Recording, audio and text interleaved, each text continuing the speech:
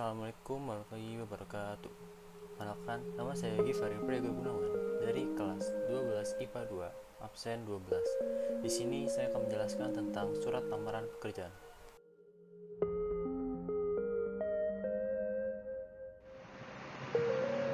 Yang pertama ada pengertian.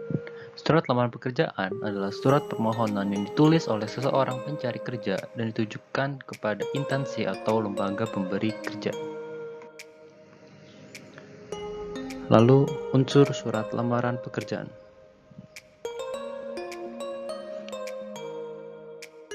Yang pertama ada tesis. Tesis adalah informasi awal yang disampaikan oleh pelamar mengenai pekerjaan yang diinginkan. Penulisan tesis ini berada pada paragraf pertama dan kedua. Informasi yang terdapat pada tesis ini adalah bagaimana pencari kerja mendapatkan informasi mengenai lowongan pekerjaan yang sedang dibutuhkan oleh penyedia kerja, serta posisi pekerjaan yang diingin dilamar.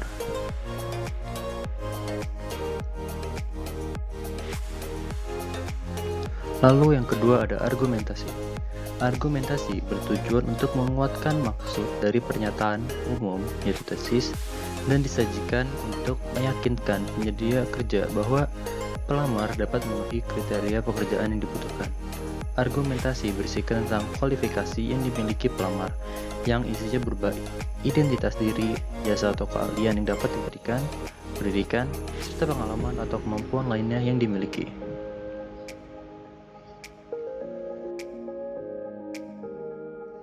Lalu penegasan ulang. Penegasan ulang berisi kesimpulan dari tesis dan argumentasi dan juga berisi tentang penegasan. Di bagian ini, pelamar rincikan informasi seperti harapan untuk diterima, salam penutup, dan nama pelamar.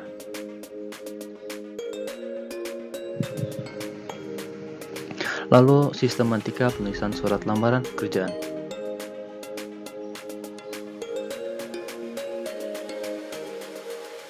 Yang pertama ada tempat dan tanggal.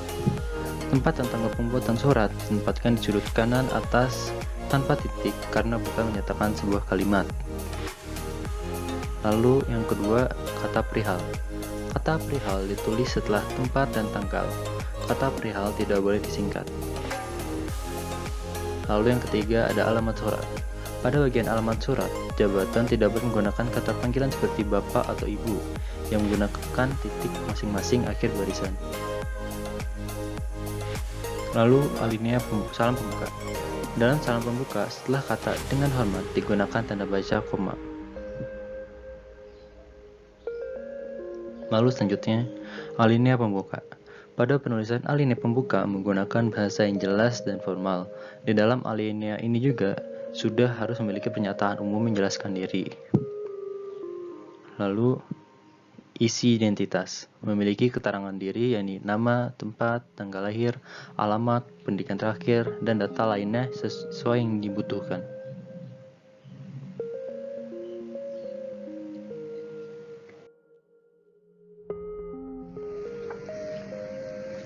Lalu selanjutnya ada isi yang menyatakan lampiran. Pada bagian ini, pelamar harus mengisi lampiran untuk memenuhi syarat diterima dalam pekerjaan tersebut. Dan di setiap rincian lampiran, gunakan tanda titik koma dan tanda titik akhir di akhir lampiran. Lalu, penutup. Isi penutup harus memperlihatkan jika pelamar berniat dan yakin untuk masuk ke dalam perusahaan atau instansi yang dituju. Lalu, di akhir surat lamaran kerja harus ada salam penutup. Untuk surat lamaran, salam penutup menjadi sangat penting. Tanda tangan berada di pojok kanan bawah surat, lalu di bawahnya terdapat tulisan nama lengkap yang jelas.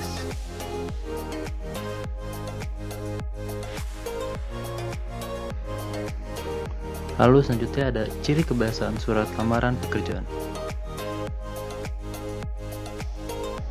Yang pertama ada bentuk surat yang standar, lalu menggunakan bahasa yang baik dan benar, gunakan kata-kata sopan, gunakan kata pengantar yang jelas, singkat, padat, informatif, dan tepat sasaran, penyampaian maksud surat pada isi surat, menggunakan kalimat permohonan pada paragraf penutup, dan menggunakan penulisan dan tanda baca.